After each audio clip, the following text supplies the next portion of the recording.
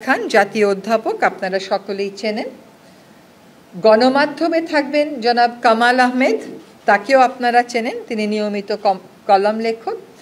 শ্রমিক অধিকারে থাকবেন সৈয়দ সুলতান উদ্দিন আহমেদ, উনি বাংলাদেশ ইনস্টিটিউট অফ লেবার স্টাডিজের নির্বাহী পরিচালক। আর নারী বিষয়ক যে কমিশন, সেটাতে নেতৃত্ব দেবেন শিরিন পারভিন হক, উনি নারী পক্ষের একজন অন্যতম প্রতিষ্ঠাতা এবং সক্রিয় সদস্য। আমরা আশা করি যে আগামী 7 থেকে 10 দিনের মধ্যে এই 4টি কমিশনেরও পূর্ণাঙ্গ সদস্য তালিকা আমরা আপনাদেরকে জানিয়ে দিতে পারব। আবার বলবো? আচ্ছা, স্বাস্থ্য নিয়ে যে কমিশন, সেখানে থাকছেন জাতীয় অধ্যাপক ডক্টর AK আজাদ খান। গণমাধ্যম নিয়ে থাকছেন জনাব কামাল আহমেদ। শ্রমিক অধিকারের